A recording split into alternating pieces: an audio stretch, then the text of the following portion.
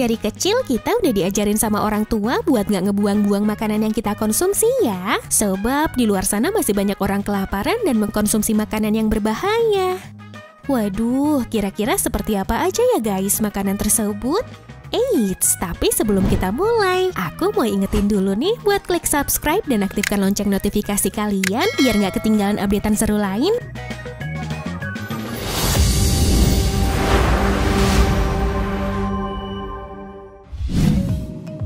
Guys, kalian udah familiar banget kan dengan yang namanya kue lumpur? Duh, aku tuh suka banget sama kue yang satu ini. Cemilan tradisional yang punya tekstur lembut dan licin seperti halnya lumpur. Santan, kentang, tepung terigu, dan telur jadi bahan utama pembuatan kue ini. Tapi, tahukah kalian guys, kalau di negara Haiti, tepatnya di wilayah Comosite Soleil, juga terdapat kue lumpur yang jadi makanan orang-orang kurang beruntung di sana. Bukan kayak di Indonesia yang bahan utamanya berasal dari olahan makanan, tapi kue lumpur ini berasal dari lumpur asli yang dikeringkan loh guys. Walah, itu gimana mereka makannya ya? Kalau aku sih udah muntah duluan di gigitan pertama nih. Phew, tapi mungkin karena belum kebiasa aja kali ya.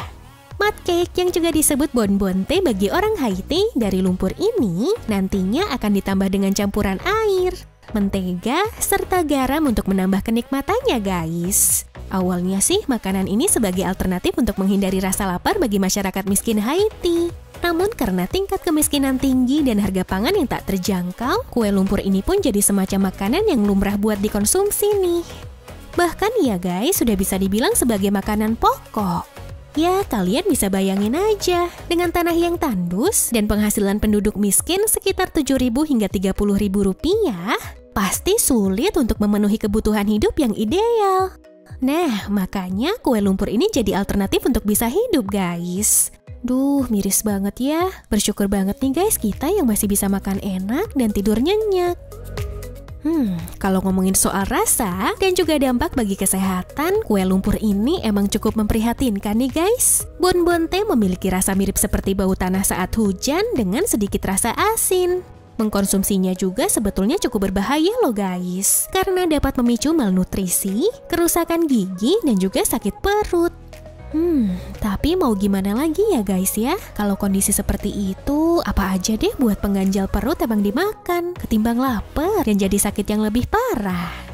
Selain itu, pembuatan kue lumpur ini juga nggak rumit sama sekali loh. Warga Haiti hanya perlu mencampurkan lumpur dengan bahan-bahan yang tadi udah disampein. Lalu, olahan itu dibuat pipih sedemikian rupa dan dijemur di halaman rumah mereka, mirip kayak jemur gabah di kampung-kampung. Kita doain ya guys, biar negara Haiti bisa lebih maju dan gak harus makan makanan kayak gitu lagi ya.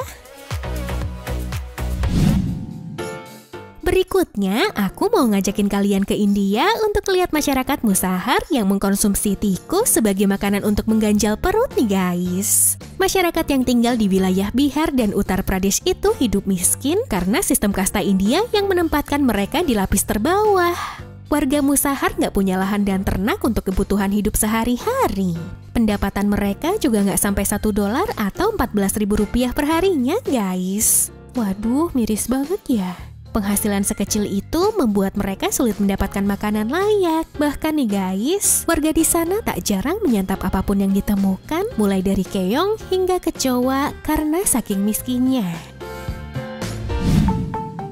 Nah, kalau tadi makan lumpur sampai tikus dan kecoa, di sini orang-orangnya makan sampah, guys.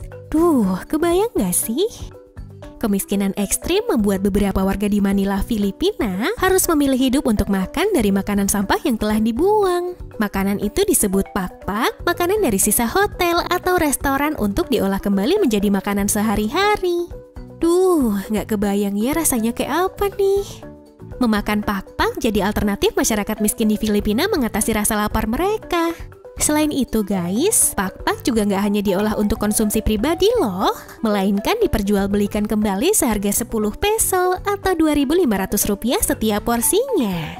Dari segi kesehatan sendiri, makanan ini sangat beresiko merusak saluran pencernaan karena bakteri seperti bakteri Salmonella biasanya nongkrong di tempat sampah untuk memakan makanan sisa.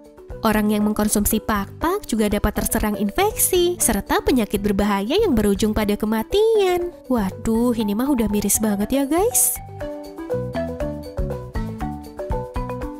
Nah gengs, itu tadi ya informasi yang dapat sajikan kepada kalian semua. Jangan lupa like, komen, dan share video ini kalau kamu suka ya. Tetap selalu jaga kesehatan dan sampai jumpa lagi. Dah.